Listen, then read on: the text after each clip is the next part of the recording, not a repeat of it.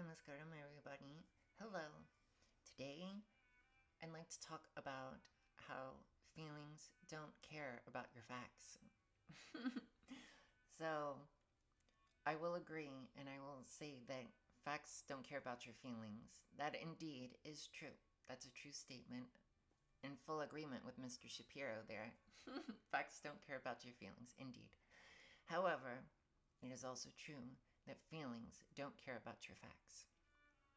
This is becoming much, much more evident by the bizarre and lunatic behavior of the masses around us and the crumbling of our society. And so many people that just can't be reasoned with. It doesn't matter what proof you have. It doesn't matter what evidence you have. It doesn't matter what sources that you cite. None of that matters. So I think that proves that feelings don't care about facts. Um, and, today I think most people's feelings are manipulated and controlled by, it's most evident that people are controlled by the media, the news agencies, the politicians.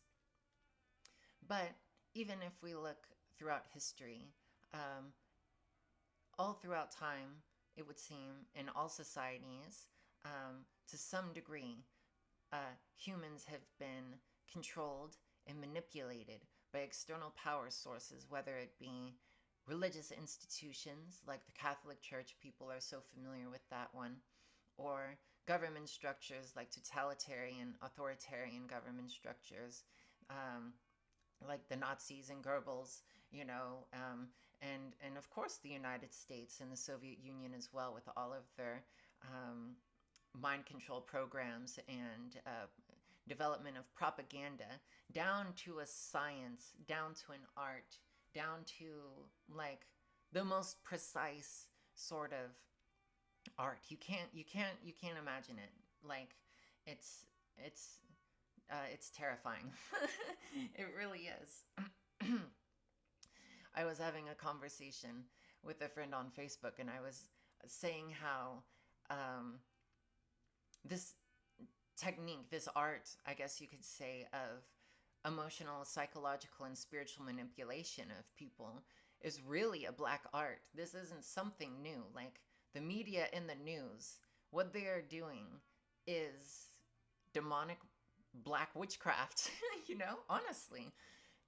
People don't need to be worried about the crystals and the candles and the tarot cards. No, that's not the witchcraft and the mind control and the twisting of people's psyche and spirit and the real stuff. That's just some silly distraction, superficial distraction.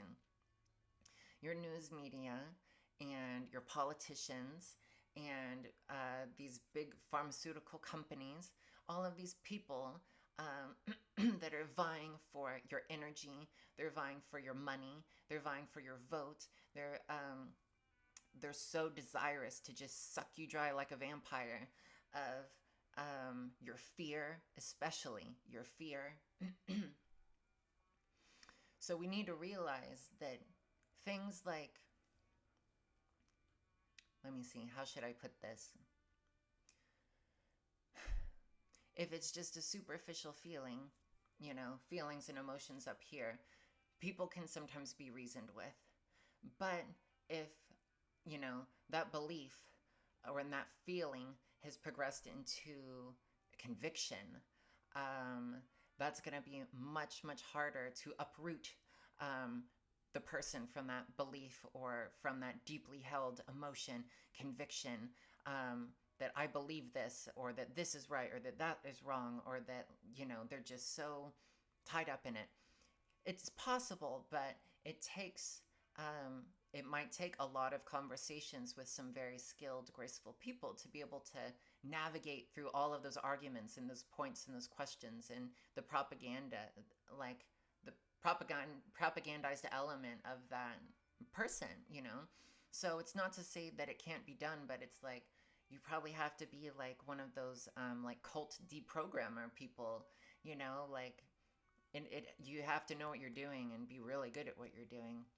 And then below, so we have like what was it? A belief and superficial emotions and feelings, and then convictions, and then a conviction could even progress into a compulsion, right? And that's like even more deeply rooted in psychosis and crazy. And I think that's the level that like people just the vast majority of people that have crossed that line just can't be reached. I don't think anything can be done. And when I was thinking about this video and I was trying to do like the 15 other like attempts at this video, I was reminded of the story of Krishna in Mahabharata when he goes to the royal court of the Kauravas to um, confront and try and reason with Duryodhana. So, for the non Hindus out there, Krishna is God, right? And there's this story of like these powerful forces all throughout the world, and we're on the verge of a world war.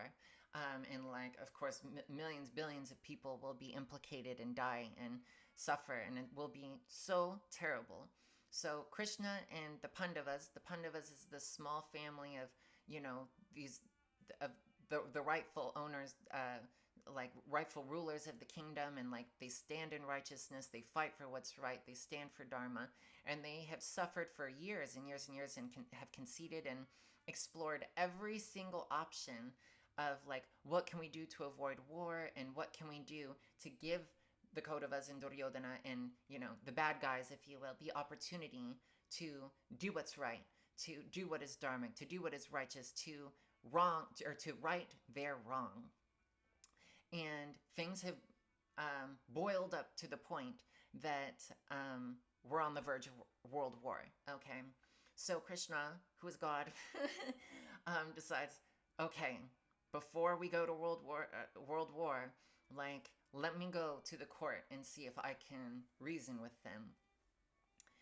And the Lord himself shows up in the royal court to the king, not only in just like this, like a little human, like Krishna form, but no, he presents like the universal form of the Godhead. Like, so he is showing to them, he is giving vision and experience to them of like all the planets and all the galaxies and all the like different dimensions and the gods and the goddesses and time itself. And there's, that is the universal form of Krishna, and he shows that to them, and he gives them every sort of, argument or reason of like why we shouldn't do this, and like here's your last opportunity to make things right. Take this opportunity. Don't be a fool, and of course, they don't listen to Krishna. Even after that, after that whole darshan experience, after that whole vision of like having God himself come before you and tell you this is what you need to do, they wouldn't and couldn't be reasoned with. So Krishna had to leave, and there was world war broke out, which that's a whole different story. But it goes to show, some people cannot be reasoned with, even if God himself comes before them with all the evidence, with all the proof, with whatever argument is to be had. Like he could beat that argument. He's God, of course. Like he could beat any sort of logical argument. But again, logic, truth, reality, these things aren't apparent to people that have become so blinded. By the way, that king was like blind too. So anyways, where should I go from here? Anyways, I guess I just wanted to get that out there, that people need to start realizing, because like we're on the brink of world war, are we not? We're on the brink of, we're not on the brink of the Western world collapsing. Like we are collapsing culturally, economically, financially. The values, the principles of the people have just gone to shit. Everything is terrible. But no matter how many crazies surround you, And no matter, how much they cannot be reasoned with, and they make you feel like you're the crazy one, like, you have to know that you're right if you're standing in Dharma, if you're really standing in righteousness and truth, and you just have to keep fighting. You have to keep fighting. If, like, some people can be saved and some maybe can't, but you have to choose your battles wisely and who you engage with intellectually, um, because you don't want to waste all of your energy, but at the same time, if you think that they could be reached, it might be worth the sacrifice. So I think I might leave it at that. Um, yeah, so maybe you should start telling people that. And you need to popularize feelings don't care about facts. And we need people to realize that. So, again, once we realize that that's actually a reality and that's a problem, then we can work on figuring out, well, what do we do about it? What can be done about it? What is the solution? What is the prescription here? Okay? I hope that makes sense. Um, yeah, okay. Well, take care for now. I hope you're all well. Until next time, Jai Shri Krishna. Bye bye.